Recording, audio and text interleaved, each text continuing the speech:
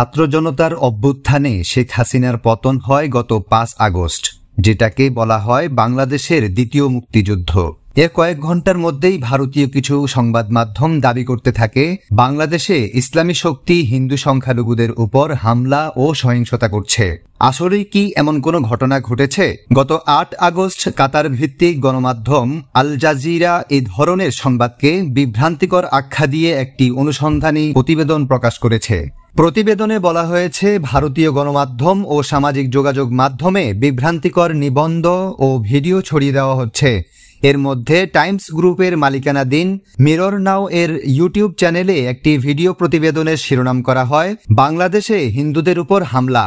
Mirror নাও এর ভিডিওটিতে 4টি বাড়িতে সহিংসতা এবং অগ্নিসংযোগের ফুটেজ দেখা যায়। তবে অনুসন্ধানে বেরিয়ে আসে অগ্নিসংযোগের ঘটনাগুলো সত্যি হলেও ওই 4টি বাড়ির মধ্যে 2টি বাড়ি ছিল মুসলিম মালিকানাধীন। শুধু তাই নয়, একটি বাড়ি ধানমন্ডির 32 নম্বরে অবস্থিত শেখ মুজিবুর রহমানের স্মৃতি জাদুঘর। ভিডিওটিতে কোনো ধরনের প্রমাণ ছাড়াই আরও দাবি করা হয় সংখ্যালঘুদের উপর হামলা করে 24 জনকে জীবন্ত পুড়িয়ে দেওয়া হয়েছে।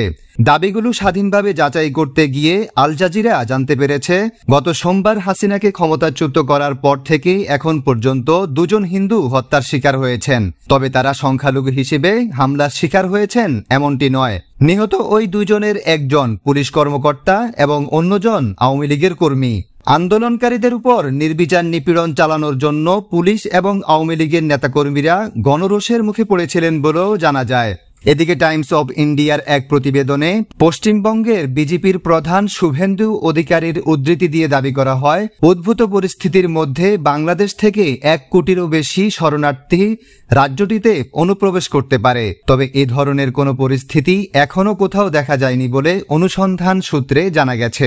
ভারতের মোদী সরকারের ঘনিষ্ঠ সংবাদ সংস্থা হিসেবে পরিচিত ANI এর এক প্রতিবেদনে দেশটির একজন ছাত্রনেতাকে উদ্ধৃত করে বলা হয়, গণ অভ্যুত্থানটি বাংলাদেশের শত্রুদের দ্বারা সংঘটিত হয়েছে।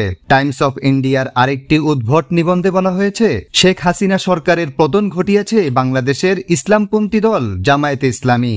এসব বিষয়ে বাংলাদেশি রাজনৈতিক বিশ্লেষকদের মতামত জানতে চেয়েছিল আল জাজিরা। এক্ষেত্রে বিশ্লেষক জাহেদুর রহমান মত দিয়েছেন, ভারতীয় গণমাধ্যম ইসলাম ভীতির দৃষ্টিকোণ থেকে প্রতিবেদনগুলো করেছে। তিনি বলেন, ছাত্র আন্দোলন যে গণ অভ্যুত্থানকে উস্কে দিয়েছিল এবং সর্বস্তরের জনগণকে সম্পৃক্ত করেছিল তা সর্বসম্মতভাবে বাংলাদেশে একটি জনপ্রিয় আন্দোলন।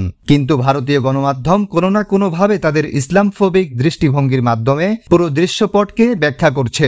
গত সোমবার শেখ হাসিনা দেশ ছেড়ে পালিয়ে যাওয়ার সময় ভারতীয় গণমাধ্যমের সংবাদ নিবন্ধে দাবি করা হয় বাংলাদেশের বিক্ষোভ পাকিস্তানি গোয়েন্দা সংস্থা ISI দ্বারা প্রভাবিত হয়েছিল, কারণ তারা রাজনৈতিক সমর্থন নিয়ে বাংলাদেশকে একটি ইসলামিক রাষ্ট্রে পরিণত করতে চাইছে। শুধু পাকিস্তানি গোয়েন্দা সংস্থাই নয়, এই গণ অভ্যুত্থানের সঙ্গে চীনা সংযোগের কথাও বলছে বেশ কিছু গণমাধ্যম সংশ্লিষ্ট ব্যক্তিরা, যার কোনো প্রমাণই দিতে পারেনি ভারতীয় গণমাধ্যমগুলো। এগুলোকে গুজব বা প্রোপাগান্ডা বলেই মনে করছেন বাংলাদেশের বিশ্লেষকরা। আমিন মুন্সি, আওয়ার বাংলাদেশ।